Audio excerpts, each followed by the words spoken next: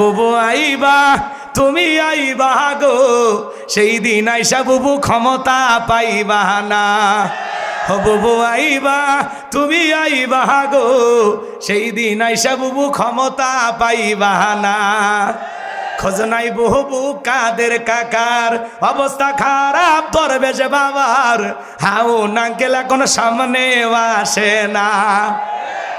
নেতা কর্মী সব জেলের ভিতর, আমি আসি ডরের ওপর, কখন জানি আসে গ্রেফতারি পরোয়ানা।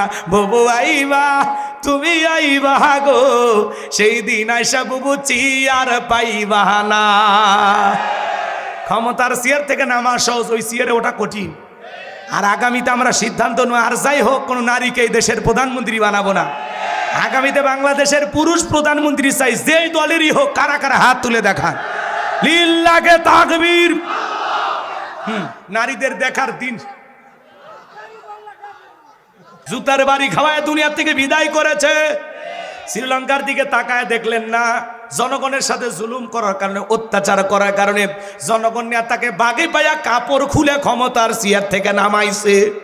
ভাগ্যিস ভালো সেদিন হাফ প্যান্ট পরা ছিল। কথা কন না কে? এই জন্য ক্ষমতা এটা কার দেয়া নিয়ামত? জোরে বলেন। যারা মনে করে ক্ষমতা আল্লাহর দেয়া নিয়ামত আর জনগণের দেয়া আমানত, নিয়ামত পেয়ে আল্লাহর শুকরিয়া আদায় করে আর জনগণের আমানত সঠিকভাবে বুঝিয়ে দেয়, ইতিহাসের সোনালী পাতায় তাদের নাম লেখা থাকে। যারা ক্ষমতার চেয়ারে বসে আদল ইনসাফ প্রতিষ্ঠিত করে, ন্যায় বিচার কায়েম করে, মানুষের অধিকার প্রতিষ্ঠিত করে, আল্লাহর জমিনে আল্লাহর দ্বীনকে কায়েম করে, ইতিহাসের সোনালী পাতায় তাদের নাম লেখা থাকে। আর যারা ক্ষমতার চেয়ারে বসে জুলুম করে, অত্যাচার করে, ক্ষমতাকে বাপদাদার পৈতৃক সম্পত্তি মনে করে যা ইচ্ছা তাই করে, ওই সমস্ত রাজা বাদশাহ প্রধানমন্ত্রী সরকার, তাদের নাম ইতিহাসের কালো পাতায় লেখা থাকে। ঘৃণা নিয়ে মানুষ ওদের নাম উচ্চারণ করে। এমন নেতা আছে পৃথিবীতে, তার নাম শুনলে মানুষ থুথু দেয়। একটু এই কথা কন, এরকম নাই? নাম বলার দরকার আছে কারো? এই জন্য ক্ষমতার চেয়ারে বসলে লাভ দেওয়া যাবে না। যত বেশি লাভ দিবা তত বেশি পড়িয়ে যাবা। কথা কয় না? কথা কয় না? লাফালাফি করতে নাই। ক্ষমতা কার দেয়া নিয়ামত? কার দেয়া নিয়ামত? আল্লাহ স্পষ্ট বললেন, রাজত্ব দেওয়ার মালিক আমি আল্লাহ। ক্ষমতা দেওয়ার মালিক কে? ক্ষমতা কেড়ে নেওয়ার মালিক কে? অত ইজ্জু মাংতাসা অত জিল্লু মাংতাসা, সম্মান দেওয়ার মালিক, করার মালিক কে? বিয়াদিকাল খৈর, সকল কল্যাণের চাবিকাঠি কার হাতে? ইন্নাকা আলা কুল্লি শাইইন কদির। তিনি হলেন সব বিষয়ের উপরে শক্তিবান, তিনি হলেন একমাত্র ক্ষমতাবান। আল্লাহ আকবার বলেন। তাহলে কথা ক্লিয়ার না ভেজাল আছে বাজান? এই জন্য খুব মনোযোগ দিয়ে কথাগুলো শুনবেন, তাহলে সামনের দিকে যাব। রাগ করবেন না তো? অনেকে ক্ষমতায় বসে বড় বড় কথা বলতে, আজকে নাই, আছে নাকি? আমার দেশেও এক শ্রেণীর মানুষ ছিল, বড় বড় কথা বলতো। আমরা বললাম ম্যাডাম পদত্যাগ করেন। আল্লাহ বলে কিসের পদত্যাগ? এরা যে অন্যায় অপরাধ করেছে, শুধু পদত্যাগ না, আমি আল্লাহ এদেরকে দেশ ত্যাগ করতে বাধ্য করব। কথা বলেন ঠিক কি না? ইন্না বাতশা রাব্বিকা লাশাদীদ, আল্লাহর পাকড়াও বড় কঠিন। আল্লাহ ধরে না, যেদিন ধরবে মামু বাড়ি দিল্লি গিয়ে পড়বে। কথা বলেন না কেন? 45 মিনিট সময় পাইছিল দেশ থেকে পালানোর জন্য। যারা ক্ষমতার চেয়ার হারিয়ে আজকে পাগল পারা হয়েছে, তাদের 1 নাম্বার অপরাধ ছিল তারা এদেশের আলেমদেরকে লাঞ্ছিত করেছিল, এদেশের সাধারণ মানুষের ওপরে গুলি চালিয়েছিল, এদেশের নিরীহ মানুষদেরকে মিথ্যা মামলা হামলা দিয়ে অন্ধ মানুষকে পর্যন্ত মামলার আসামি বানিয়েছিল। এই সরকারের পতন হওয়ার পিছনে একমাত্র কারণ ওলামা ইকরামদের শরীরে হাত দেওয়া, আলেমদেরকে লাঞ্ছিত করতে গিয়ে আজকে তারা পুরো জাতির সামনে, পুরো বিশ্বের সামনে লাঞ্ছিত হয়েছেন। কথা বলে ঠিকেরা? এই জন্য আমরা বলতে চাই, বিগত বছরগুলোতে যারা কোরআনের মাহফিলে বাধা দিয়েছিল, এখন আবার 2-1 নতুন করে শুরু করছে। আমরা বলতে চাই, তারা তাও 45 মিনিট সময় পাইছিল। ভবিষ্যতে কেউ যদি রাজাকার খেলতে চায়, নতুন করে ওলামা ইকরামদের শরীরে হাত দিতে চাই, আলেমদেরকে লাঞ্ছিত করতে চাই, মনে রাখবেন তাদেরকে যেরকম মানুষ ডাস্টবিনে নিক্ষেপ করেছে, আগামীতে যারা আলেমদের বিরোধিতা করবে, এদেশের ওলামা ইকরামদের লাঞ্ছিত করার ষড়যন্ত্র করবে, ওরা 45 সেকেন্ডও সময় পাবে না। কথা বলে ঠিক না? কষ্ট হচ্ছে আপনাদের? আলেমদের গায়ে হাত দিবেন না। বাক স্বাধীনতা থাকতে হবে। কথা আমি বলবো, চুরি করবেন বলা যাবে না, ডাকাতি করবেন বলা যাবে না, দুর্নীতির জোয়ারে দেশটাকে ভাসিয়ে এদেশের মানুষের রক্ত চুষে খাবেন বলা যাবে না। মাস্তানি করেন, হ্যাঁ, কথা কন না কে? খুব বেশি কথা বলেন। যারা বড় বড় কথা বলতো ওদের কাছ থেকে শিক্ষা নেন। ওদেরও চাপা কম ছিল না। বাবার দেশ পালাই না, যায়নি যায়নি। মাঝে মাঝে কল রেকর্ড ফাঁস হয়। সেদিন একটা কল রেকর্ডে দেখলাম উনি কাঁদলো। আমার খুব কষ্ট হয়েছে। বলে এভাবে দেশ থেকে আসবো আমি কখনো ভাবিনি। আমার এখন একটাই কষ্ট, আমি দেশ ছাড়া, ঘর ছাড়া। কথা কন না, কথা কন না। আপনি দেশ ছাড়া কেন হলেন? আপনি পদত্যাগ করে যদি জেলেও যাইতেন তাও আপনার নেতাকর্মী আপনাকে বাহবা দিত, দেশের মানুষও শান্তি পাইত। কয়েক বছর পর ফুলের মালা দিয়ে আবার জেলখানা থেকে বের করত। আপনি তো ভুল করলেন। আমাদের ঈশ্বর চাচাকে বলা হয় স্বৈরাচার শাসক। ঈশ্বর চাচা ক্ষমতা থেকে পদত্যাগ করে জেলে গেছে, দেশ ছাড়েনি। বাপের বেটা। দেশনেত্রীর বেগম খালেদা জিয়া জেল খাটছে, অসুস্থ হয়ে দেশে পড়েছিল, দেশ ছাড়েনি। বাপের বেটি। কাতারের আমি রাজকীয় বিমান পাঠাইছে, সেই বিমানে বিদেশে গেছে। সম্মান কারে বলে? আর আপনি কি মিস করলেন? এভাবে একাই গেলেন। কথা কন না কেন? আবার বলে আমি দেশের কাছে আছি, চট করে ঢুকবো। আমরাও বলি মেয়ে মানুষ কতদিন বাইরে থাকবেন, কি হয় না হয়, আসেন এই দেশে আসেন, আমরাই দেখে রাখবো। আল্লাহ রাব্বুল আলামিন বলেন তাবারাকাল্লাযী বিয়াদিহিল মুলক ওয়া হুয়া আলা কুল্লি শাইইন কাদির। আমার আল্লাহ রাব্বুল আলামিন বলেন মহামান্বিত সেই সত্তা যার হাতে সর্বময় কর্তৃত্ব, রাজত্ব পাওয়ার ক্ষমতা। তিনি হলেন সব বিষয়ের উপরে শক্তিমান, সব বিষয়ের উপরে একমাত্র ক্ষমতাবান। তিনি কে? আর একটু জোরে বলেন কে?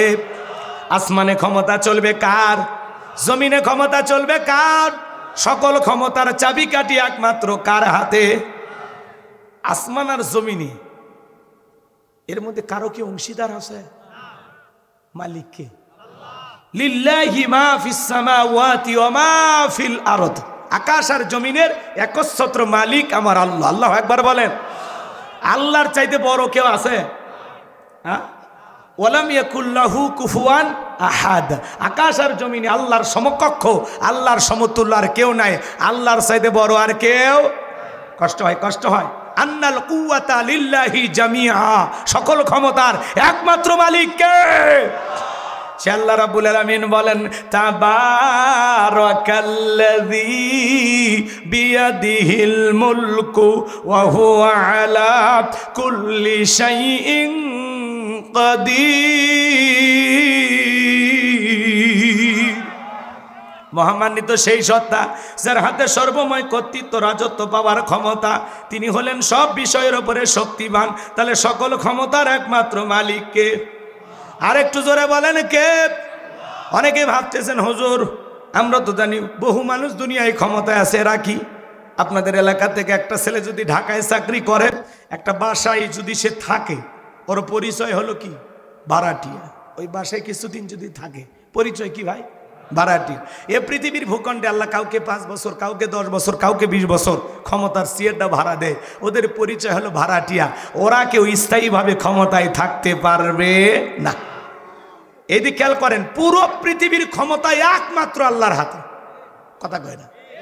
আল্লাহর চাইতে বড় ক্ষমতাধর কেউ নাই। সকল ক্ষমতার একমাত্র মালিক, একটু জোরে বলেন, সকল ক্ষমতার একমাত্র মালিক। সকল ক্ষমতার চাবিকাঠি একমাত্র আল্লাহর কুদরতি হাতে। আল্লাহু আকবার বলে। যারা বলে ক্ষমতার উৎস জনগণ, ওরা পান দিয়ে ফুলে। ক্ষমতার উৎস জনগণ না, ক্ষমতার উৎস কে? জোরে বলেন কে? এই যে পুরো পৃথিবীতে যাদেরকে আল্লাহ তাআলা ক্ষমতা দেন, সেই কথা আল্লাহ তাআলা বলতেছেন ক্ষমতা দেওয়ার মালিক কে? আল্লাহ রাব্বুল আলামিন বলেন কুলিল্লাহুম্মা মালিকাল মুলকি তুতিল মুলকা মান তাশাউ ওয়া তানজিউল মুলকা মিম্মান তাশা ওয়া তুইজ্জু মান তাশাউ ওয়া তুযিল্লু মান তাশা বিয়াদিকাল খায়র ইন্নাকা আলা কুল্লি শাইইন কাদির। সূরা আলে ইমরান আয়াত নাম্বার 26। আমার আল্লাহ রাব্বুল আলামিন জানিয়ে দিলেন, রাজত্ব দেওয়ার মালিক আমি আল্লাহ, ক্ষমতার চেয়ারে বসানোর মালিক কে? একটু চিল্লায়ে বলেন তো কে? ক্ষমতার চেয়ারে বসানোর মালিক কে? কাউরে ক্ষমতা দিলে যে সম্মান দেওয়া হলো এমনটা নয়। ক্ষমতার সম্মান দুইটা ভিন্ন জিনিস। কথা কয় না? এই পৃথিবীর জমিনে অনেক মানুষকে আল্লাহ ক্ষমতার চেয়ারে বসায়ও লাঞ্ছিত করেছেন। যারা ক্ষমতার চেয়ারে বসে দাম্ভিকতা অহংকার করে, এমনও মানুষ পৃথিবীতে এসেছিল ক্ষমতার চেয়ারে বসে বাড়াবাড়ি করার কারণে আল্লাহ জুতার বাড়ি খাওয়ায়া ক্ষমতার চেয়ার থেকে নামাইছে। এই যে ওয়াদা দিলেন, ওয়াদা ভঙ্গ করা কিসের লক্ষণ? মুনাফিকের লক্ষণ। আমার বিশ্বাস বগুড়ার মাটিতে কোনো মুনাফিকের জায়গা নেই। কথা বলেন না কেন? হ্যাঁ, আমার বিশ্বাস আপনারা পাক্কা মুমিন, একজনও মুনাফিক নাই। কিন্তু কেউ যদি উঠে যায় তাহলে বুঝে নেবেন। আমি আর বলবো না। সূরার নাম কি বললাম? মুলুক। মনে থাকবে তো ইনশাল্লাহ। সম্মানিত ভাইয়েরা আমার, আল্লাহর কোন বান্দা যদি সূরা মুলুক নিয়মিত তিলাওয়াত করেন, নিয়মিত আমল করে, আল্লাহর বান্দা যদি মারা যায়, আল্লাহ তাআলা তার কবরের সলজবকে সহজ করে দিবেন। বলুন সুবহানাল্লাহ। সূরা মুলুক এমন একটি সূরা, আল্লাহর কোন বান্দা যদি সূরা মুলুক নিয়মিত তিলাওয়াত করে, নিয়মিত আমল করে, কঠিন কিয়ামতের ময়দানে এই সূরাটি তিলাওয়াতকারী ব্যক্তির পক্ষে আল্লাহ তাআলার কাছে সুপারিশ করবেন। বলুন সুবহানাল্লাহ। সূরা মুলুক যে নিয়মিত তিলাওয়াত করবে, কিয়ামতের ময়দান এই সূরাটি আল্লাহ তাআলার সাথে ওই ব্যক্তির পক্ষ নিয়ে ঝগড়া করবে। সুবহানাল্লাহ বলেন। তাহলে সূরা মুলুক কি আমরা নিয়মিত তিলাওয়াত করতে পারবো ইনশাআল্লাহ? মাত্র 30টি আয়াত, পড়তে বেশিক্ষণ লাগবে না, চেষ্টা করবেন ইনশাআল্লাহ। আমি ভূমিকা না দিয়ে ডাইরেক্ট আলোচনায় চলে যেতে চাই। রাত অনেক গভীর হয়েছে, আমি আপনাদেরকে কষ্ট দেব না। এই যে কোরআনের মজলিসে বসেছেন, বলেন তো বাজান, এখানে যদি আমরা বসে আলোচনা শুনি আমাদের লাভ না লস? আপনি আমল করেন আর না করেন, 1 ঘন্টা যদি কোরআন ধৈর্য নিয়ে শুনতে পারেন, 500 রাকাত নফল নামাজ পড়লে যে সব হয়, আল্লাহ তাআলা সেই সমপরিমাণ সব আপনাদের আমল নামায় লিখে দিবেন। বলুন সুবহানাল্লাহ। আল্লাহর কোনো বান্দা যদি নিয়মিত, এদিক খেয়াল করে, কোরআনের সাথে এই দ্বীনি মজলিসের সাথে সম্পর্ক রাখতে পারে, এই মানুষগুলো কখনো বিপদগামী হয় না। এরা সঠিক রাস্তায় থাকে। কোরআনের সাথে সম্পর্ক আছে মানে আপনি সঠিক রাস্তায় আছেন। কোরআন থেকে দূরে আছেন মানে জাহান্নাম আপনার খুব কাছে। কথা কয় না? এজন্য আসুন কোরআনের কাছে আসি। কারণ আল্লাহ পাক বলেন মিনাজ জুলুমাতি ইলান নূর। কোরআন আসছে অন্ধকার থেকে আপনাকে আমাকে আলো রাস্তা দেখানোর জন্য। এই শিরিকের অন্ধকার, কুফুরের অন্ধকার, বেদাতের অন্ধকার, সমস্ত অন্ধকার থেকে আপনাকে আলোকিত মানুষ বানানোর জন্য আল্লাহ তাআলা এই কিতাবটি নাজিল করেছেন। চিৎকারে মেরে বলুন সুবহানাল্লাহ। এই কোরআনের মধ্যে কোনো ভেজাল আছে বাজান? কোনো মিথ্যা আছে? কোনো ধোঁকা আছে? থাকবে কি করে? কিতাবটি নাজিল করেছেন কে? সে আল্লাহ রাব্বুল আলামিন বলেন যালিকাল কিতাবু লা রাইবা ফী। আমার আল্লাহ রাব্বুল আলামিন বলেন এটি এমন একটি কিতাব, যে কিতাবের মধ্যে কোনো সন্দেহ নাই, কোনো সংশয় নাই, কোনো মিথ্যা নাই, কোনো ধোঁকা নাই। There is no doubt. বলুন আল্লাহু আকবার। হুদাল লিল মুত্তাকিন, মুত্তাকি বান্দাদের জন্য গাইডলাইন হিসাবে, পথ প্রদর্শক হিসাবে আসমান থেকে কিতাবটি নাজিল করেছেন কে? সেই কিতাবের আলোচনা শুনলে লাভ না লস? লাভটা কি আমার আল্লাহ জানায় দিলেন, ওয়া ইযা কুরিয়াল কুরআনু ফাসতামিউ লাহু ওয়া আনসিতু লাআল্লাকুম তুরহামুন। সূরা আরব আয়াত নাম্বার 204। আমার আল্লাহ রাব্বুল আলামিন জানিয়ে দিলেন, তোমাদের সামনে যখন কোরআন পাঠ করা হয়, কোরআনের আলোচনা করা হয়, চুপ করে কান লাগিয়ে মনোযোগ সহকারে কোরআনের কথাগুলো শ্রবণ করো। যারা চুপচাপ কোরআনুল কারীমের কথাগুলো শ্রবণ করবে, আমার আল্লাহ রাব্বুল আলামিন আসমান থেকে তাদের উপরে আল্লাহর রহমত বৃষ্টির মতো নাজিল করবেন। বলুন সুবহানাল্লাহ। এই জায়গায় আল্লাহর রহমত নাজিল হইতেছে, আপনার আমার বিশ্বাস আছে না নাই? কোরআনের কথাগুলো শুনলে লাভ না ক্ষতি? ওয়াযাক্কির ফাইন্নায যিকরা তানফাউল মুমিনিন, সূরা জারিয়ার 55 নম্বর আয়াত। আল্লাহ ডেকে বলেন, যারা আমার মুমিন বান্দা, তাদের সামনে যখন কোরআন দেওয়াজ করা হয়, কোরআন থেকে উপদেশ দেওয়া হয়, এই কথাগুলো শোনার পরে আমার মুমিন বান্দাদের উপকারে আসবে। বলুন সুবহানাল্লাহ। তাহলে কোরআনের কথাগুলো কি প্যান্ডেলে রাখবেন নাকি বাড়ি পর্যন্ত নিয়ে যাবেন? কথা কয় না। মাহফিল শুনে যদি লোকজন হেদায়েত হইতো, বেশিরভাগ হেদায়েত হইতো এই যে ডেকোরেটরের মালিকেরা, এরা যে পরিমাণে মাহফিল শোনে, এদের আগে পরিবর্তন হওয়া উচিত। কথা বলে ঠিক কি না? তো মাহফিলগুলোতে আমরা যেন শুধুমাত্র আসা যাওয়ার মধ্যে যেন সীমাবদ্ধ না থাকে। প্রত্যেকটা মাহফিলে যাব আমরা নিজেদেরকে পরিবর্তন করার জন্য, কিছু নেওয়ার জন্য। বক্তা যে কথাগুলো বলবে সেখান থেকে কিছু মেসেজ যেন আমরা পাইতে পারি। কথা কি বোঝা গেল? আমরা পরিবর্তনের আশায় এই জায়গায় বসেছি। আল্লাহ যেন কবুল করেন। জোরে বলুন আমিন।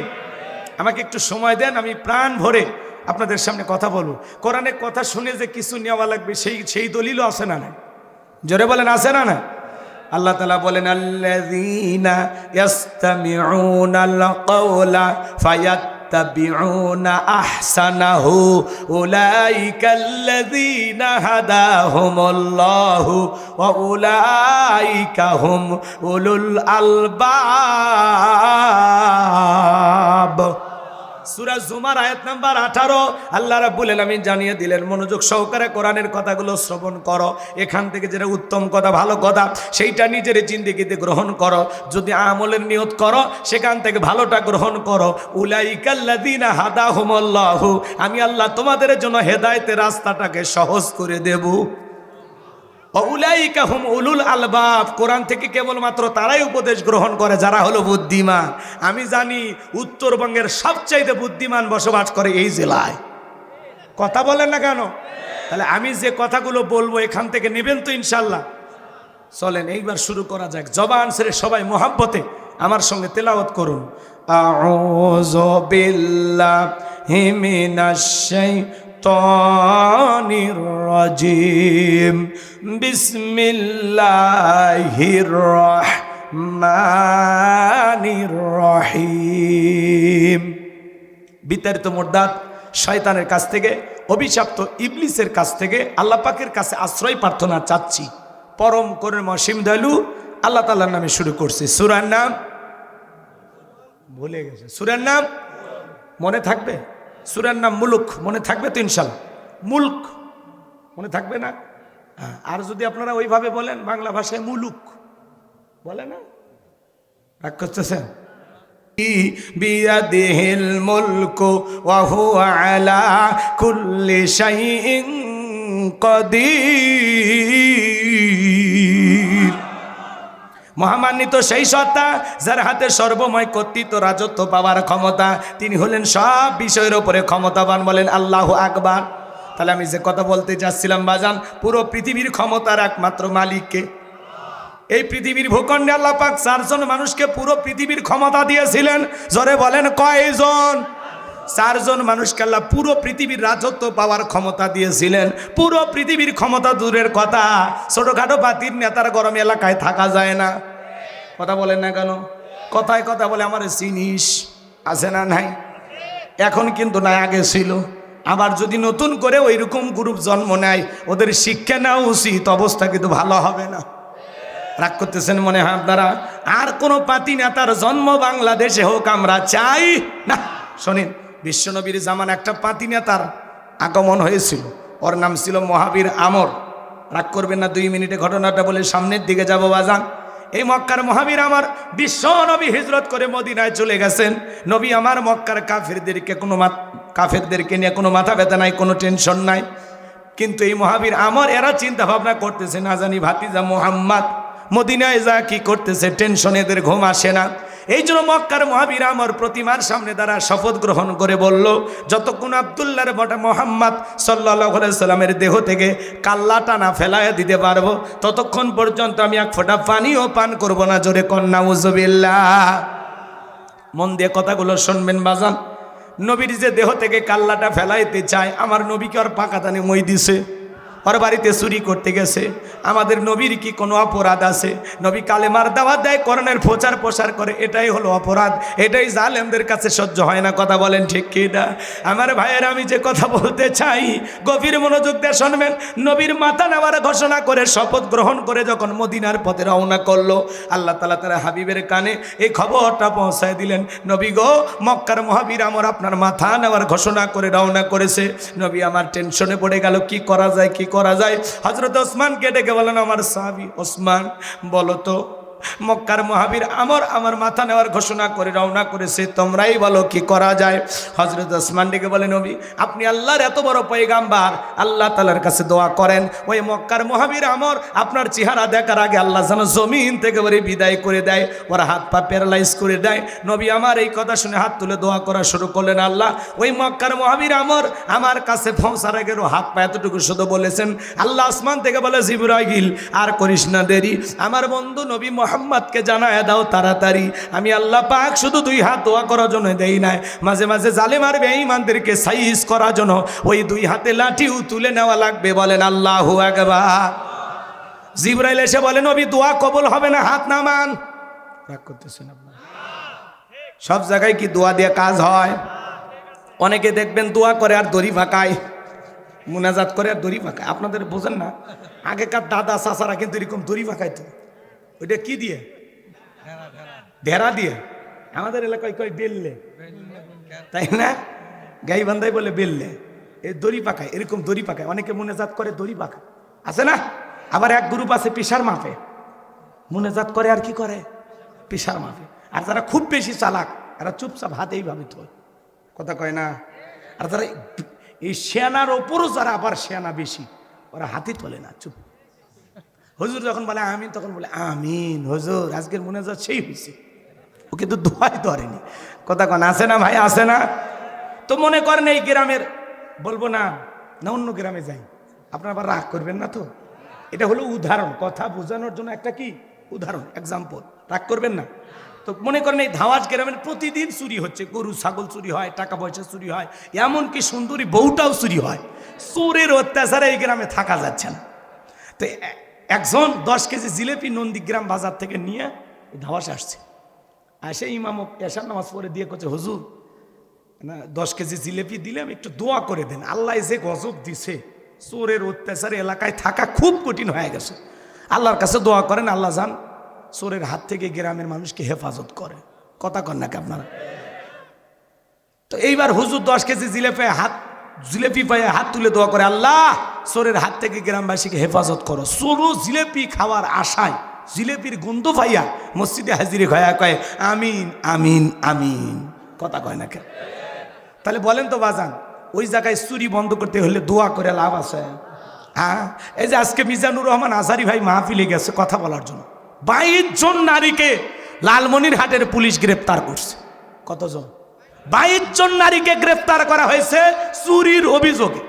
কয়েকজন নারী গলার চেন হারিয়েছে, মোবাইল হারিয়েছে, থানায় জিডির হিরিক, কথা কয় না কেন? তো ডক্টর মিজানুর রহমান আজারি ভাই বাংলাদেশের রত্ন, তিনি কোরআনের মাহফিলে কথা বলার জন্য গিয়েছেন। আজকে লালমনিরহাটে দিনের বেলায় লক্ষ লক্ষ মানুষ তার কোরআনের কথা শোনার জন্য হাজির হয়েছেন। আল্লাহু আকবার বলে। এর ভিতরে কিছু চোর সুযোগ সন্ধানী, এরা পরিকল্পিতভাবে চুরি করতে গেছে, 22 জনকে পুলিশ আটক করেছে। লালমনিরহাটের প্রশাসনের একজন ভাই, তারা এই বিষয়টা নিশ্চিত করেছেন। রাগ করতেছেন? বিরক্ত হয়েছেন আমার কথা? তো থানায় জিডির অভিযোগ, জিনিসপাতি হারিয়ে গেছে, কারো মোবাইল, কারো গলার চেন। এই যে বারবার সতর্ক করে দেওয়া হচ্ছে যে মাহফিলে গেলে একটু সাবধান থাকবেন, আপনার নিজের জিনিস নিজ দায়িত্বে তো রাখা লাগবে, মোবাইলটা যত্ন করে রাখবেন। গলায় কেন চেন পরে গেছেন? মাহফিলে গেছেন, কি দরকার চেন পরা? তো এই যে আজকে কিছু পরিকল্পিতভাবে এই ঘটনাগুলো ঘটতেছে, ওই যে কথায় আছে চোরে না শোনে ধর্মের কাহিনী। এখানে বক্তার দোষ দিয়ে লাভ নাই, আয়োজকদের দোষ দিয়ে লাভ নাই। কথা বলেন না কেন? মসজিদ থেকে জুতা চুরি বন্ধ হয়নি আজ পর্যন্ত। আমরা সেই দেশে বসবাস করি। সুবহানাল্লাহ। কি তাও সুবহানাল্লাহ? রাগ করতেছেন? আমি 3 জোড়া জুতা আমার হারিয়ে গেছে মসজিদ থেকে। গত 2 বছর আগে আমার মসজিদের মাইক, যেখানে আমি জুমার খুতবা দিই, সেই মসজিদের মাইক চুরি হয়ে গেছে। তো যারা মসজিদের মাইক চুরি করে এরা কি মুসলমান? যারা মসজিদে জুতা চুরি করতে আসে এরা কি মুসলমান? ওরা মুসলমান সাজে, মুসল্লি সাজে। তো ওই যে বিশাল একটা গ্যাদারিং, ডক্টর মিজানুর রহমান আজারি ভাই, লক্ষ লক্ষ মানুষ তার মাহফিলে যায়। এই সুযোগে চোরেরা মনে করে যাক আজকে 1 বছরের চুরি একদিনে করব। যে কয়টা বারে মোবাইল চুরি করে দেয়। কথা কন ঠিক কি না? এই জন্য ভাইয়েরা আমার 22 জন নারীকে আটক করা হয়েছে। অনেকেই চেন হারিয়েছেন, মোবাইল হারিয়েছেন, থানায় জিডির হিরিক পড়ে গেছে। আজহারি সাহেবের মাহফিলে চুরি, এটা নিয়ে সবাই আতঙ্ক করতেছে। আমরা বলতে চাই আজহারি ভাইয়ের মাহফিলে চুরি এই দায়ভার কমিটির না, এই দায়ভার কোনো বক্তার না, এই দায়ভার আয়োজকদের দিয়েও লাভ নাই। কিছু দুষ্ট মানুষ আছে ওরা যাত্রার প্যান্ডেলে চুরি করে, গানের কনসার্টেও চুরি করে, ওয়াজ মাহফিলেও চুরি করে, সুযোগ পাইলে মসজিদ মাদ্রাসায় চুরি করে। যারা চুরি করা স্বভাব, বইয়ের জিনিসও চুরি করে বিক্রি করে।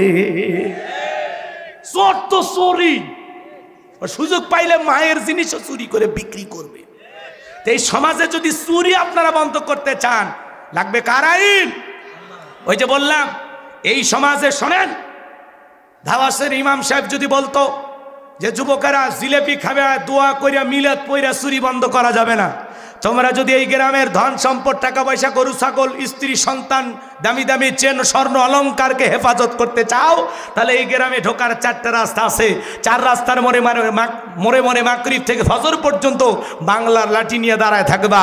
চোরকে দেখা মাত্র এমন পিটাইবা যাতে 6 মাসেও মাজা সোজা করে দাঁড়াইতে না পারে। চোরকে হাত তুলে আমিন কইতো নাকি তওবা করে ভালো হয়ে যেত। এজন্য চুরি বন্ধ করতে হলে লাগবে কার আইন? কথা বলেন না কেন? আল্লাহ রাব্বুল আলামিন আইন দিয়েছেন, ওয়াস-সারিকু ওয়াস-সারিকাতু ফাকতুউ আইদিয়াহুমা জাযাআম বিমা কাসাবা নাকালাম মিনাল্লাহ। সূরা মায়েদার 38 নম্বর আয়াতে 1500 বছর আগে আল্লাহ আইন দিয়েছেন, চোর পুরুষ হোক আর নারী হোক, আল্লাহর বিধান, আল্লাহর আইন, আল্লাহর ফয়সালা হলো চোরের ডান হাতের কবজি কেটে দাও। একটা চোরকে নিয়ে যায় যদি আমরা বাইতুল মোকাররমের সামনে নিয়ে চোরের হাত কেটে সোশ্যাল মিডিয়াতে সুন্দর করে যদি আমরা প্রচার করতে পারতাম যে বাংলাদেশের পার্লামেন্টে আইন পাস করা হলো, আজ থেকে চুরি করলে চোরের হাত কেটে দেওয়া হবে, সেটা নারী হোক আর পুরুষ হোক, ডান হাতের কবজি কেটে দেওয়া হবে। একটা চোরের হাত কেটে সোশ্যাল মিডিয়াতে আমরা যদি ফলাও করে প্রচার করতে পারতাম, বাংলাদেশের সমস্ত চোরেরা তওবা করে আল্লাহর ওলি হয়ে যেত। কথা বলেন ঠিক কিনা? কিন্তু কে শোনে কারো কথা? আজও গেল না মনের ব্যথা। এখন উচিত কথা যদি কই, পিঠের ওপর দিয়া যাবি মই। এ আনন্দ কিছু লোক কিনে খাবে বগুড়ার স্পেশাল দই। যত দোষ নন্দ ঘোষ, সত্যটা বললে দোষ, করলে অন্যায়ের প্রতিবাদ, নামটা হবে তোমার মৌলবাদ, নামটা হবে তোমার জঙ্গিবাদ। 53 বছর ধরে প্রত্যেকবার মুসলমান ক্ষমতায় আসলো, মুসলিম শাসক দেশ চালাইছে, একটা বার নামাজের ন্যূনতম বিল পার্লামেন্টে পাস করলো না। চুরির আইন, কথা কয় না কেন? যে বাংলাদেশের আইন চালু করা হলো, আল্লাহর বিধান অনুযায়ী চোরকে ধরে কি করা হবে? হাতের কবজি কেটে দেওয়া হবে। একটা চোরের হাত কেটে খালি টেস্ট করেন, টেস্ট। মাহফিলে চুরি করবি আর মসজিদের মাইক চুরি করবি, আর আজারি ভাইয়ের মাহফিলে ওয়াজ শুনবার যায় গলার চেন চুরি করবি। হ্যাঁ, চেন রাস্তাত পরে থাকে, ডাক দিয়ে বলবে কার চেন, কোন বোন আছেন, এই যে চেন দেখা যায় নিয়ে যান। চোর টাচও করবে না। কথা কয় কি? আজকে দোকানে দোকানে সিসি ক্যামেরা, তারপরে চুরি হয়ে যাচ্ছে। কথা বলে না কেন? এমনকি সিসি ক্যামেরাও চুরি হয়ে যায়। এই সমাজে চুরি বন্ধ করতে হলে লাগবে কার আইন? আমরা যখন এগুলো বলি কয় না এগুলো ব্যাকডেট, এগুলো চলবে না। মনে রাখবেন, লন্ডন আমেরিকার আইন দিয়ে সমাজ পরিবর্তন করতে পারবেন না। লন্ডন আমেরিকার আইন দিয়ে চুরি দুর্নীতি বন্ধ করতে পারবেন না। ভারতের পানি পড়া দিয়ে সমাজকে পরিবর্তন করা যাবে না। লেনিন কারমার্ক্সের নিয়ম নীতিতে সমাজ পরিবর্তন করা যাবে না। এই সমাজে শান্তি প্রতিষ্ঠিত হবে সেই দিন আল্লাহর কোরআন দিয়া জমিনটা চলবে যেই দিন। এই জমিনে আল্লাহর আইন চালু হোক। কারা কারা চান হাত তুলে দেখান। লিল্লাহে তাকবীর। এই জন্য ওয়াজ মাহফিলের দোষ দিয়ে লাভ নাই। আজারি সাহেবের মাহফিলে চুরি, তাহলে মানুষ কি ওয়াজ শুনতে যায় নাকি চুরি করতে যায়? এই সমালোচনা করে লাভ হবে না, কারণ বিশাল গ্যাদারিং, বিশাল গ্যাদারিং বোঝেন নাই? ওখানে কিছু সুযোগ সন্ধানী মানুষ যায় ওই সময়টাকে কাজে লাগানোর জন্য। কথা বলে না কেন? যেখানে লোকজনের ভিড় সেখানে চুরি হয় কিনা? শহরেও দেখবেন যেই জায়গাতে লোকজনের বেশি ভিড় ওই জায়গাতে দেখবেন ছিনতাইকারী বেশি, পকেটমার বেশি। তো এটা বক্তার দোষ দিয়ে লাভ নাই। ডক্টর মিজানুর রহমান আজহারী ভাই আজকে লালমনিরহাটে নতুন এক ইতিহাস। উত্তরবঙ্গে এত বড় মাহফিল আর কখনো মানুষ চোখে দেখেনি। লক্ষ লক্ষ কয়েক লাখ মানুষ এসে হিসাবই করা যাবে না। আল্লাহু আকবার বলে। এই যে ইসলামের গণজোয়ার, যেভাবে ওলামা ইকরামদের কথা শোনার জন্য এই দেশের তরুণেরা ছুটে যাচ্ছে, ট্রেনের এদিক খেয়াল করেন, ট্রেনে চড়ে হাজার হাজার মানুষ। ওই এলাকার কর্তৃপক্ষ যারা আছে বলতেছে ট্রেনে চড়ে যারা যাবে তাদের জন্য যাতায়াত ভাড়া ফ্রি। সুবহানাল্লাহ কোন। তো আমি শুনলাম একটা দুর্ঘটনা ঘটছে, ট্রেন থেকে নাকি একটা ছেলে পড়ে যায় মারা গেছে। তো আল্লাহ যেন তারে মাফ করে দেয়। একটু জোরে বলেন না আমিন। ট্রেন থেকে পড়ে একটা ছেলে মারাও গেছে আজহারী ভাইয়ের মাহফিল থেকে ফেরার পথে। তো এরকম লক্ষ লক্ষ মানুষ গেছে, দুর্ঘটনা একটা ঘটতেও পারে। তো এখানে তো দোষ নাই। অনেক সময় তো এরকম হয়, তাই না ভাই? তো এই জন্য চুরি হচ্ছে, মোবাইল চুরি হচ্ছে, স্বর্ণের চেন চুরি হচ্ছে, এগুলো নিয়ে যারা আলোচনা করতেছেন আমরা বলতে চাই ভাই এগুলো বন্ধ হবে সেই দিন এই জমিনে আল্লাহর আইন দিয়ে বিচার করা হবে যেই দিন। চোরের আইন আল্লাহ দিয়েছেন, খালি বিচার করে দেখেন সমস্ত চোরেরা তওবা করে আল্লাহর ওলি হয়ে যাবে। কথা বলেন ঠিক কিনা? লিল্লাহে তাকবীর। সম্মানিত ভাইয়েরা আমার, আমি যে কথা বলতে চাচ্ছিলাম বাজান, জিবরাইল এসে বলে নবী আল্লাহ দোয়া কবুল করবে না। আপনি সাহাবা ইকরামদের মধ্যে ঘোষণা করেন আপনার সাহাবীদের মধ্যে এমন কি কেউ কে আছে যে মক্কার মহাবীর আমরের সাথে মোকাবেলা করবে? নবী আমার ডেকে বলেন ও আমার সাহাবীরা, আল্লাহ তাআলা দোয়া কবুল করে নাই, তোমরাই বলো তোমাদের মধ্যে এমন কেউ কি আসো যে মক্কার মহাবীর আমরের মোকাবেলা করবা? কোনো মানুষ দাঁড়ায় না, কোনো সাহাবী দাঁড়ায় না। হযরত আলী দাঁড়িয়ে গেলেন, বলুন আল্লাহু আকবার। নবী আমার ডেকে বলে আলী রে, তুমি কি জানো ওই মক্কার মহাবীর আমর একবেলা খাবার খায় 21 কেজি 3.5 মণ ওজনের তরবারির যুদ্ধ করে। এত বড় বীরের সামনে তুমি কেমনে যাইবা? তুমি বসে পড়ো। হযরত আলী বসে বললেন। নবীজি দ্বিতীয়বার বলেন আমার সাহাবীরা, তোমাদের মধ্যে এমন কেউ কে আসো যে মক্কার মহাবীর আমরের মোকাবেলা করবা? আবারও হযরত আলী দাঁড়িয়ে গেছেন। নবীজি তৃতীয়বার বললেন, আবারও হযরত আলী দাঁড়িয়ে গেছেন। নবী তখন দুইটা হাত বাড়ায় বলে আলী, আলী রে আয় আয় আমার বুকের ভিতরে আয়। এই কথা বলে নবী হযরত আলীকে বুকের সঙ্গে জড়ায় নিলেন আর ডেকে বলে আলী, এত বড় বীরের সামনে যাইতে চাস? তোর জানে কি মায়া দয়া নাই? হযরত আলী ডেকে বলতেছে নবী আমার ভিতরের ঈমান বলতেছে ওই মক্কার মহাবীর আমর আপনার চেহারা দেখার আগে ওরে আমি জমিন থেকে বিদায় করে দেব। বলুন আল্লাহু আকবার। ঈমানের একটা পাওয়ার থাকার দরকার আছে না নাই? যে ঈমান প্রয়োজনে জ্বলে ওঠে না, যে ঈমান সত্য ন্যায়ের কথা বলে না, যে ঈমান অন্তরে নাই, যে ঈমান অন্তরে নাই মুখে ফোটায় কথার কলি, কিভাবে তারে বলো ঈমান বলি, কিভাবে তারে বলো ঈমান বলি। যে ঈমান প্রয়োজনে জ্বলে ওঠে না, যে ঈমান সত্য ন্যায়ের কথা বলে না। জোরে বলেন মারহাবা। নবী আমার ডেকে বলে আলী রে, খালি হাতে দোয়া করে কাজ হবে না। ওসমান তোমার বাড়িতে কি তরবারি আছে? হযরত ওসমান ডেকে বলে নবী আমার বাড়িতে একটা তরবারি আছে 27 ইঞ্চি লম্বা। নবী আমার ডেকে বলে যাও ওসমান তরবারিটা নিয়ে আসো। এখন তো তরবারির কথা শুনলেই বলবে জঙ্গি জঙ্গি। আসলে বাংলাদেশে কোনো জঙ্গি নাই, ওরা জঙ্গির নাটক সাজাইতো আর জঙ্গির পরিচালক ছিল আসল মানুষ। নাম বলবো? দরকার নেই, নাম নিতে লজ্জা লাগে। বেটা ভয় না বেটা, লজ্জা লাগে। রাগ করতেছেন? বাংলাদেশে কোনো জঙ্গি না, ওরা জঙ্গির নাটক সাজাইতো। কথা কি বুঝছেন?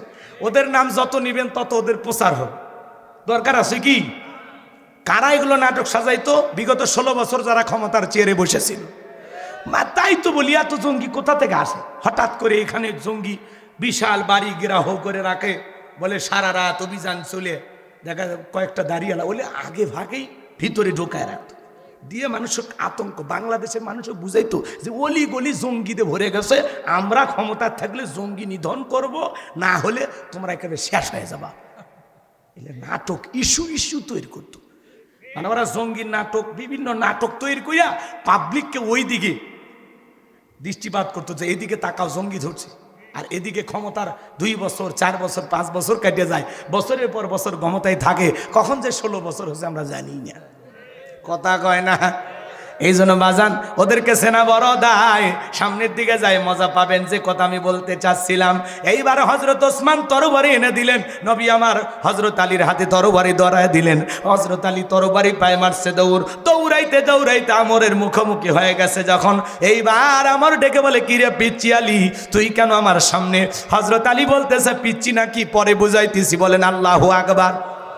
আর একটু জোরে বলেন আল্লাহু আকবার। এইবার শোনেন ভাইয়েরা আমার, আলী হযরত আলী তরবারিটাতে দাগ টানতেছেন, দাগ টানা বোঝেন, একটা দোয়া পরে দাগ টানতেছেন। এই দোয়াটা পরে বাড়ির চতুর্দিকে ফু দিতে পারলে বড় বড় দুর্ঘটনার হাত থেকে আল্লাহ আপনার পরিবারকে হেফাজত করবেন, বলুন আল্লাহু আকবার। কি সেই দোয়াটা শুনবেন? হযরত আলী দোয়া পড়তেছেন আর দাগ টানতেছেন, দাগ টানা বোঝেন না বগুড়ার মানুষ? এইবার দাগটা টানার পরে তরবারিটা উঁচু করে বলতেছে, এই মক্কার কাফেরের বেটা আমর, তোর যদি সাহস থাকে দাগটা পার হয়ে দেখা, এ আয় আয়, খেলা হবে, আয়। আল্লাহু আকবার বলেন।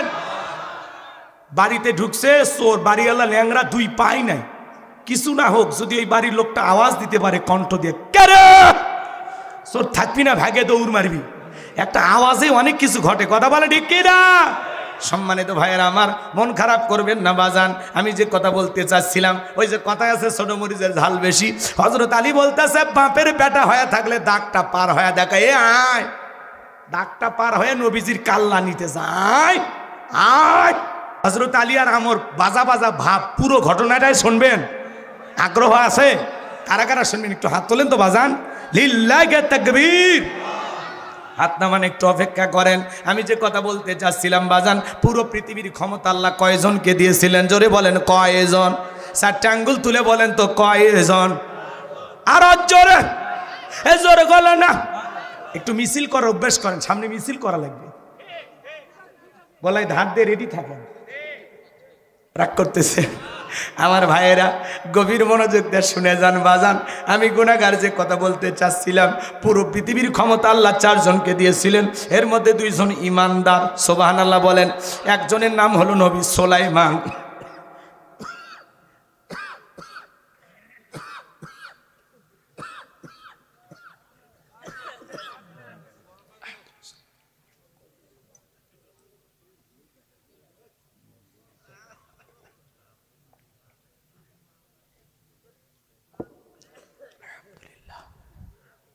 সম্মানিত ভাইয়েরা আমার, আমি যে কথা বলতে চাচ্ছিলাম, হৃদয়ের কান পেতে কথাগুলো শোনেন। 2 জন ইমানদার, এর মধ্যে একজন নবী সুলাইমান, যাকে আল্লাহ রাব্বুল আলামিন পুরো পৃথিবীর রাজত্ব পাওয়ার ক্ষমতা দিয়েছিলেন। নবী সুলাইমান আলাইহিস সালামকে আল্লাহ পাক এমন এক রাজত্ব দান করেছিলেন বাজান, পৃথিবীর আর কোনো মানুষকে এরকম রাজত্ব আল্লাহ তাআলা দান করে নাই। চিৎকারে মেরে বলুন সুবহানাল্লাহ। নবী সুলাইমানকে আল্লাহ পাক তক্তের একটা সিংহাসন দিয়েছিল, বাতাসকে অর্ডার করা মাত্রই যেখানে ইচ্ছা সেখানেই বাতাস উড়িয়ে নিয়ে যাইতো, বলুন সুবহানাল্লাহ। রাগ করেন নাকি আপনারা? এখন জাহাজ গাড়ি হাওয়ায় চলে, ওগো কলেরই বিধান, একদিন বিনা কলে হাওয়ায় চলতো নবী সুলাইমান, মোরা সেই মুসলমান। এখন জাহাজ গাড়ি হাওয়ায় চলে, ওগো কলেরই বিধান, একদিন বিনা কলে হাওয়ায় চলতো নবী সুলাইমান, মোরা সেই মুসলমান। জোরে বলেন মারহাবা। নবী সুলাইমানের রাজত্বের কাহিনী যদি বলতে চাই 2-3 ঘন্টা সময় লাগবে, ওইদিকে আমার যাওয়ার সুযোগ হবে না। 1 নাম্বার, নবী সুলাইমান আলাইহিস সালামকে আল্লাহ পাক পুরো পৃথিবীর রাজত্ব বাদশাহী ক্ষমতা দান করেছিলেন।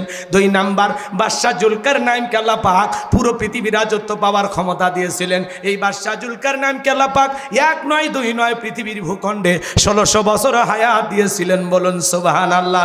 ইয়াজুজ মাজুজের ঘটনা আপনারা শুনেছিলেন যে বিশাল প্রাচীর নির্মাণ করে দিয়েছিলেন যেই বাদশাহ, সেই বাদশার নাম বাদশাহ জুলকারনাইন। আল্লাহু আকবার।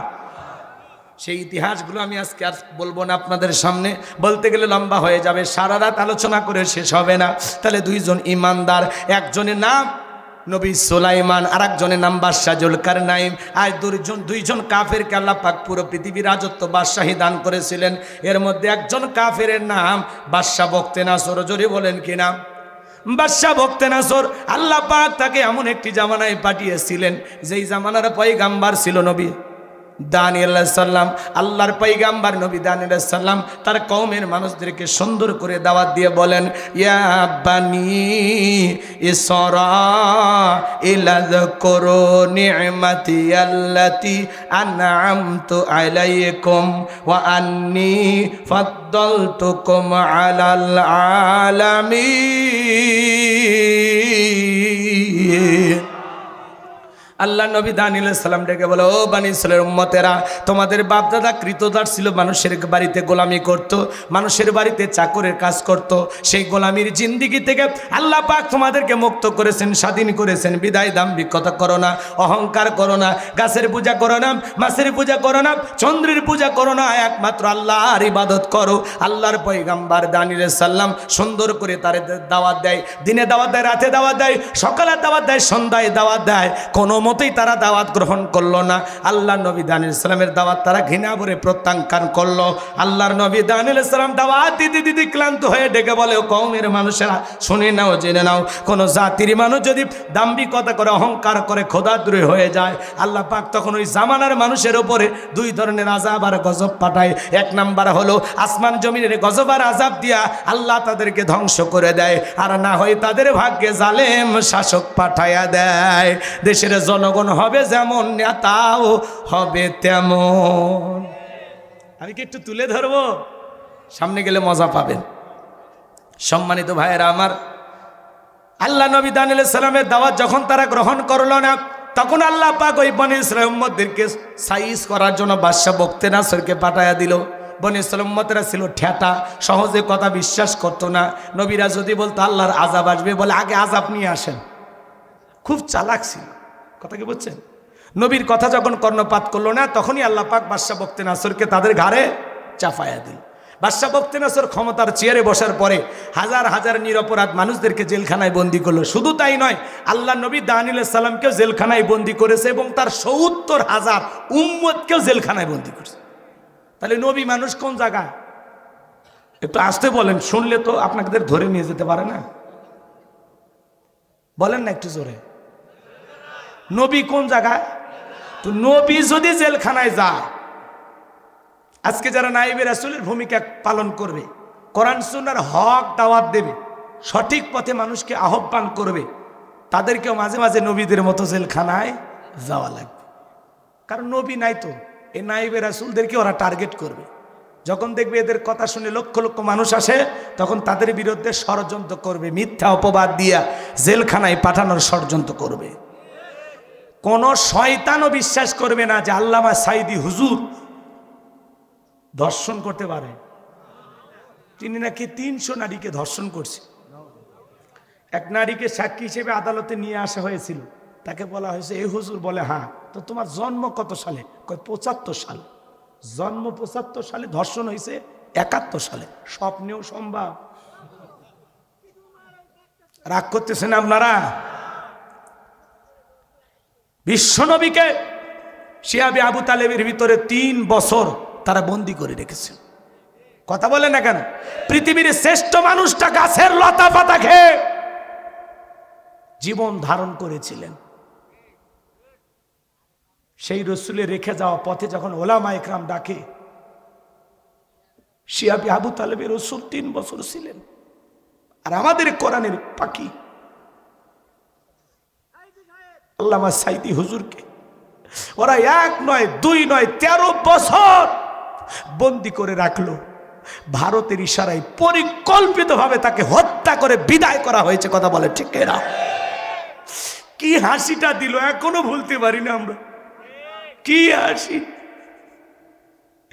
এই হাসি দেওয়া মানুষ এইভাবে চলে যেতে পারে, এটা মানা যায় না।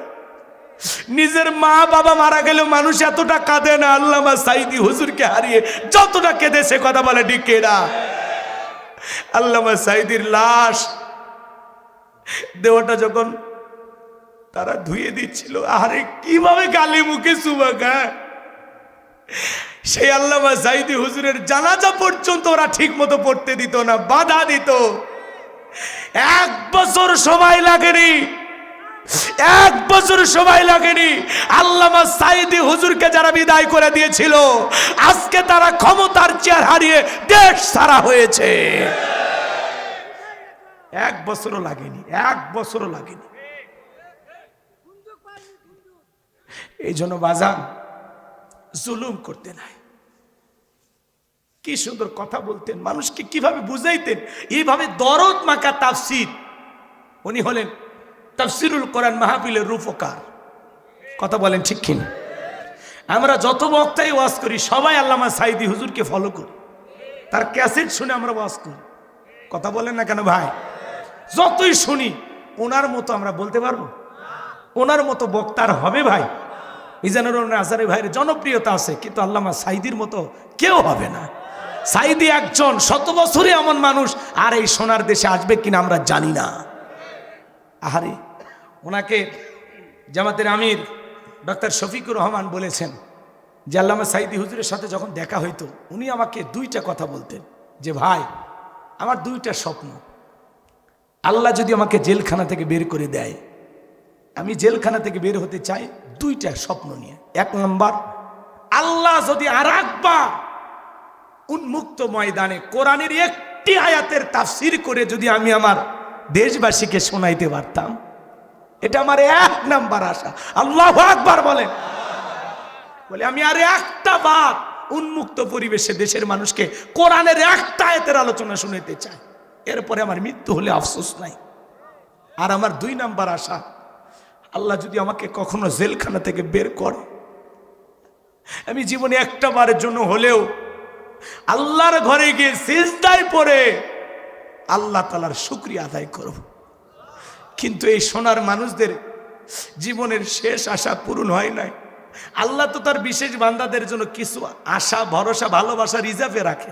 আল্লাহ হয়তো এর চাইতে উত্তম পুরস্কার তাকে দিবেন। কথা বলে ঠিক কিনা? আল্লাহ আল্লাহ কোরআনের ফাঁকে আল্লামা সাইদি হুজুরের কবর আল্লাহ জান্নাতের বাগান বানায় দেন। আল্লাহ তাকে জান্নাতের উচ্চ মাকাম দান করেন। জোরে বলুন আমিন। মুফতি আমির হামজাকে যারা ষড়যন্ত্র করে জেলখানায় বন্দী করেছিল, আজকে মুফতি আমির হামজার সম্মান কমেছে না বেড়েছে? লক্ষ লক্ষ মানুষ তার মাহফিলে যায় মানুষ। কথা বলে ঠিক কিনা? আল্লামা মামুনুল হক শাইখুল হাদিস ইবনে শাইখুল হাদিস, তার মাহফিলে লোকজন কমেছে না বেড়েছে? এই জন্য আলেমদেরকে জেলে ভরে দেশ থেকে বিতাড়িত করে কখনো এই দেশের মানুষের মন থেকে মুছে ফেলতে পারবেন না, কারণ এই দেশের মানুষ আলেমদেরকে কলিজা দিয়ে মহাব্বত করে। ডক্টর মিজানুর রহমান আজহারী ভাই 4.5 বছরের বেশি সময় দেশের বাইরে ছিলেন, এরপরে দেশে এসে এই যে কোরআনের মাহফিলে কথা বলতেছেন, জনপ্রিয়তা কমেছে না বেড়েছে? আগে মানুষ হইতো 2 লাখ 3 লাখ, এখন তার মাহফিলে লোক হয় 20 লাখ 25 লাখ। আল্লাহু আকবার বলেন। লিল্লাহি তাকবীর। হেরে যাবে ওদের হিংসা, জিতে যাবে আমাদের ভালোবাসা। মন্তব্য করে গন্তব্য ঠেকানো যায় না। ষড়যন্ত্র করে এদেশের মানুষের মন থেকে আলেমদেরকে আপনারা মুছে ফেলতে পারবেন না। যারা আলেমদেরকে মুছে ফেলতে আসবে ওরা ইতিহাসের পাতা থেকে মুছে যাবে। কথা বলেন লিল্লাহি তাকবীর। আমার ভাইয়েরা, লম্বা আমি করবো না বাজান, সামনের দিকে যাই। আমি গুনাহগার যে কথা বলতে চাচ্ছিলাম, আল্লাহ নবী দানিয়েল আলাইহিস সালাম তার উম্মতদেরকে ডেকে বলে, কি ব্যাপার, কই গেল তোমাদের অহংকার, কই গেল তোমাদের সুখে থাকার দিন? আজকে তো ঠিকই জালেম শাসক ঘরে চেপেছে, জেলখানায় বন্দি করেছে, এখন তোমাদের কই গেল ভালো থাকার দিন? উম্মতের কাঁধে আর ডেকে বলে, পয়গাম্বর আপনার কথা যে দিবালকের মতো সত্য হবে আমরা বুঝতে পারি না।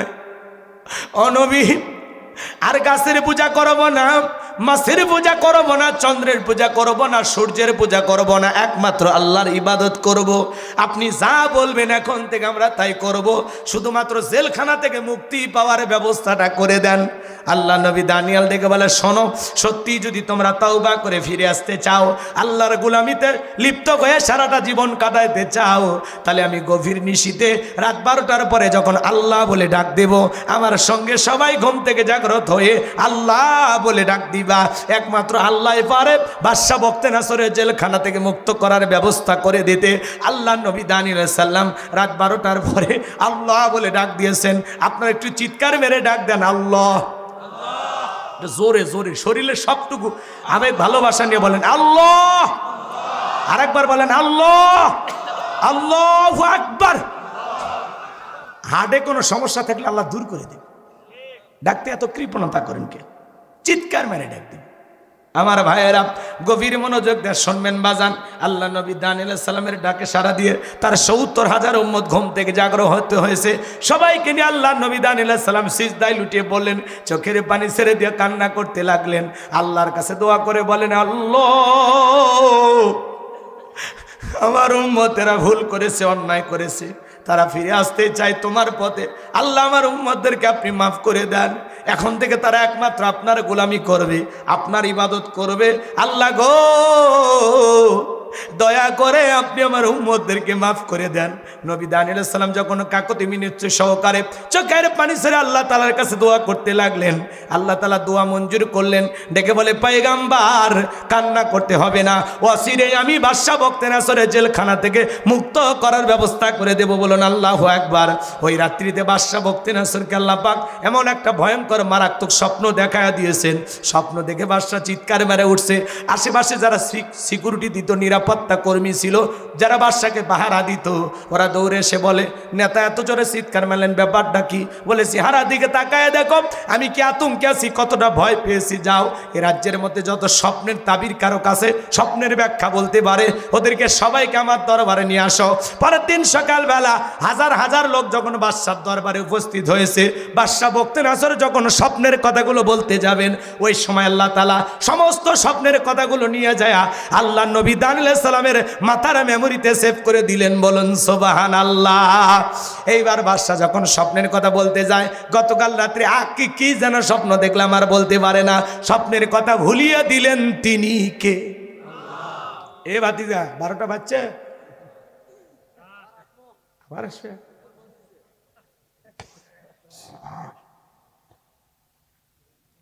রাগ করতেছেন আপনারা? আপনাদের টাইম এখনো আছে, আধা ঘন্টার উপরে, আমার এর মধ্যেই হয়ে যাবে ইনশাল্লাহ। রাগ করতেছেন? লিল্লাহি তাকবীর। মাঝে মাঝে একটু আওয়াজ দিবেন, তাহলে ঘুম ধরবে না। ঝিমাচ্ছেন আপনারা? কি ঝিমাচ্ছেন? তা তাকবীর দেন, লিল্লাহি তাকবীর। এদিকে শোনেন আমার ভাইয়ের, আমি যে কথা বলতে চাচ্ছিলাম, এইবার বাদশাহ যখন স্বপ্নের কথা ভুলে গেল, তখন ডেকে বলে, জনগণ শোনো, গতকাল রাত্রে স্বপ্নে কি দেখেছি, স্বপ্নের কথাও তোমাদেরকে বলতে হবে, স্বপ্নের ব্যাখ্যাও তোমাদেরকে বলতে হবে। জনগণ ডেকে বলে, বাদশাহ, এ তো পাগলামি কথা, স্বপ্ন দেখেছেন আপনি, আমরা কিভাবে বলবো? বাদশাহ কি স্বপ্ন দেখেছে দেশের জনগণ কি জানে? এটা কি বলা সম্ভব? কথা কন না কেন? আপনারা স্বামী স্ত্রী এক খাটে ঘুমান না, আপনার বউ স্বপ্নে কি দেখে আপনি জানেন? আপনার বউ যদি আপনার বাদ দিয়ে আর একটা ছেলের হাত ধরিয়া পার্কে যা ঘোরাঘুরি করে, টের পাইলে কি করতেন? ইরে বাবা, চাষা মানে পিট যাবা। ঠিক, যদি টের পাই লাঠি দিয়ে পিটাবে চাষা। বউ মারবেন না, বউ মারার জিনিসটা ভালোবাসার জিনিস। কথা কয় না, কথা কয় না জি। বউয়ের মুখে মারবেন না, পিঠে মারবেন না, মাথায় মারবেন না, পেটে মারবেন না। বইয়ের মারার জায়গা কই? মাজা থেকে নিচ পর্যন্ত। কি দিয়ে? কোদালের ডা, রড না, 1 বিঘাত মেসোয়াক পরিমাণ। কথা কি বুঝতে পারতেছেন? কারো বউ যদি মোটা হয় আর ওই পান্টি নিয়ে যদি মারবে যান, ও অট্ট হাসি দিবে, ওরে যতই বিটান ও বলবে কাতুকুতু লাগতেছে। কথা কন ঠিক না? তার মানে বউ মারার জিনিস না। আল্লাহ বলেন, তুমি যে তোমার বউকে পিটাইলা, রাতের বেলায় কি তুমি তোমার স্ত্রীর কাছে যাবে না? তখন কি তোমার লজ্জা করবে না? তার মানে কি? বউ মারার জিনিসটা, বউ হলো ভালোবাসার জিনিস। আল্লাহু আকবার বলে। যারা যৌতুক লোভী এরা বউকে পিটায়। এক বেয়াদব বউরে সেই কায়দায় পিটাইতেছে। মানুষকে কেন পিটাই? কই পিটাবো না, এই বেহানারির বাবা 1.5 লাখ টাকা দেওয়ার কথা, মাত্র 1 লাখ টাকা দিয়েছে, আমি এখনো 50,000 টাকা পাই, ও শ্বশুর বাড়ির থেকে মানে হালখাতার টাকা পায়। এরকম লোক আছে না? নাই। আমি চট্টগ্রামের আজকে একটা ঐতিহাসিক বিবাহ দেখলাম, সোশ্যাল মিডিয়া আপনারা দেখেছেন, নিউজটা ছড়িয়ে পড়েছে, ভাইরাল হয়েছে। বিয়ে আপনার, খরচ আমাদের। কি অনুষ্ঠানটা দেখছেন না? কথা কয় না। বিয়ে আপনার, খরচ আমাদের। একটা ফাউন্ডেশনের উদ্যোগে থেকে 16 জন দম্পতির বিবাহের আয়োজন তারা করেছেন। আমাদের প্রিয় ভাই আব্দুল হাই মোহাম্মদ সাইফুল্লাহ ওই প্রোগ্রামে উপস্থিত ছিলেন। আল্লাহু আকবার বলেন।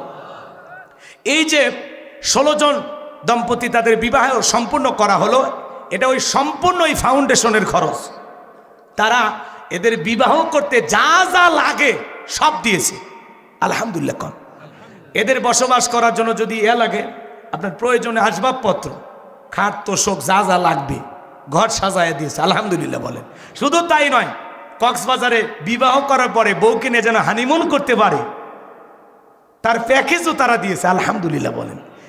তাদের স্লোগান হলো, তারা কোন উদ্দেশ্যে বিবাহ দিয়েছে, যে বিয়ে আপনার, খরচ আমাদের, বিয়ে আপনার, খরচ আমাদের।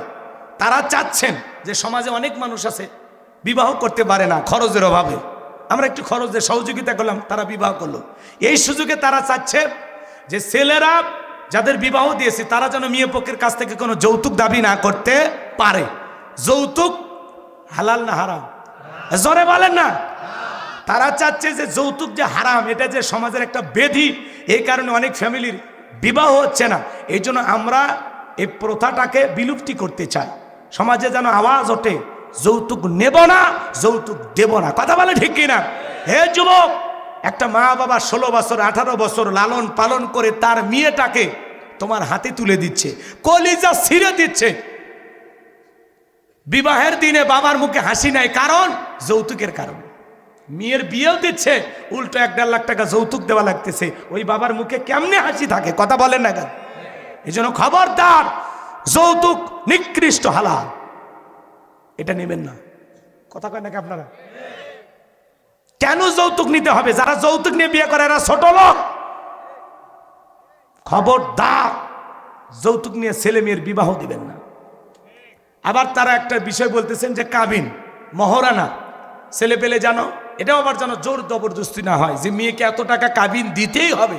এটা জোর জবরদস্তি কেন? ছেলে তার সামর্থ্য অনুযায়ী, সাধ্য অনুযায়ী মেয়েকে মহরানা দিয়ে তার ঘরে তুলবে। কথা বলে ঠিক কিনা? এটাতেও জোর জবরদস্তি করা যাবে না। এটা হলো তাদের প্ল্যান। আলহামদুলিল্লাহ, শুনে ভালো লেগেছে। তারা ইসলামের এই 2টা স্লোগান সামনে রেখেছে, যে স্ত্রীর হক মহরানা বুঝিয়ে দিয়ে ঘরে তুলতে হবে, এবং যৌতুক নামের এই নিকৃষ্ট হালাল সমাজ থেকে বিলুপ্তি করতে হবে। কথা বলে ঠিক এরা? যৌতুকের কারণে অনেক পরিবারে মেয়েটা যুবতী হয়েছে, মা বাবা বিবাহ দিতে পারে না, মানুষের কাছে যে হাত পাতায় যে 500 টাকা 1000 টাকা দেন, মেয়েটা আমার যুবতী হয়েছে, বিবাহ দিতে পারতেছি না, জামাই বাড়িতে পাঠাবো। এই যে সমাজে একজন হাত পাততেছে তার মেয়েটাকে বিদায় করে দেওয়ার জন্য, এমন সমাজ তো আমরা চাই না। কথা বলে ঠিক এরা? কেন একজন বাবা মেয়ে যুবতী হয়েছে বিবাহ দেওয়ার জন্য হাত পাতবে? কেন? কেন? হে যুবক, বিয়ে করো, 1 টাকা যৌতুক নিও না, স্ত্রীর মহরানা দিয়ে ঘরে তোলা, আল্লাহ বরকত দেবে। হালাল সম্পর্ক হালাল ভাবে উদ্বোধন করতে হবে, এর মধ্যে যেন হারাম মিশ্রিত না হয়। কথা কয় না?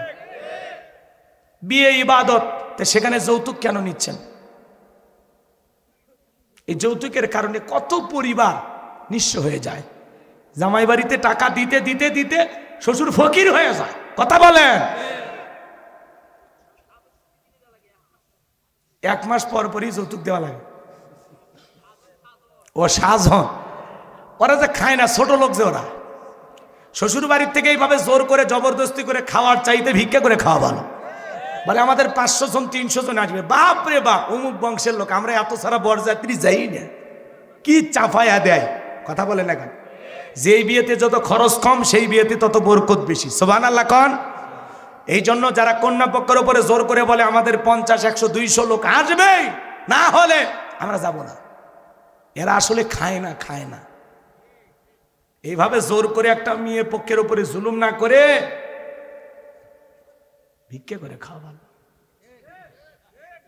হাসেন না চাচা, এটা হাসির কথা লয়, বা রাগ করেন? কেন? কন্যা পক্ষের লোকজন যদি বলে ভাই আমি 20 জন 10 জন, আলহামদুলিল্লাহ। পারলে আপনার ছেলের বিয়ে না, 5টা গরু দিয়ে 5,000কে খাওয়ান, আপত্তি নাই। অনুষ্ঠান হবে ছেলের বাড়িতে। হ্যাঁ, কার বাড়িতে? অনুষ্ঠান করো, দেখি কত টাকা আছে তোদের, খাওয়া, মানুষকে খাওয়া। রাগ করতেছেন? তাহলে তারা যে এই যে স্লোগান দিয়েছেন, বিয়ে আপনার খরচ আমাদের, এই যে স্লোগানটা ভালো লাগছে না?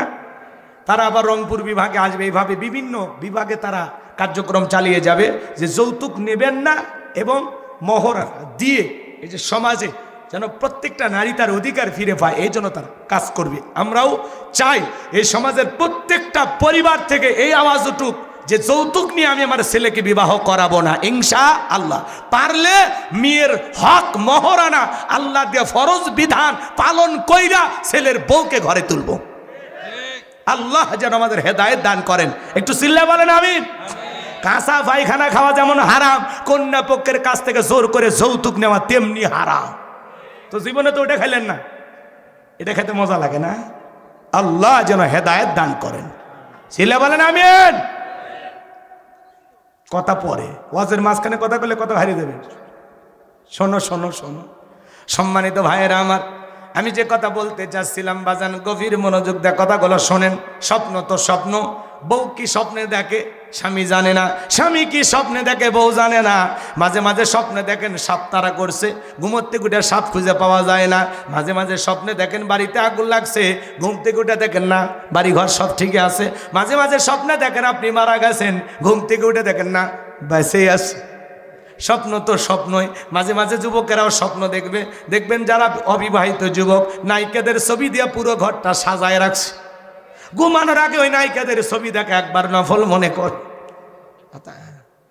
আছে না নাই? মনে মনে ভাবে আহারে নায়িকার মতো একটা বউ যদি পাইতাম জীবনটা ধন্য হয়ে যেত। ঘুমের ঘরে দেখো ওই নায়িকার বুকের ওপর কথা বলেন ঠিক কে না? এখনকার যুবকেরা তো আপডেট হয়ে গেছে বাজার, নিজের বইয়ের মুখে খাবার তুলে খাওয়ায় না, বান্ধবীর মুখে খাবার তুলে খাওয়ায়। এমন দুষ্ট পোলাপান আছে না নাই?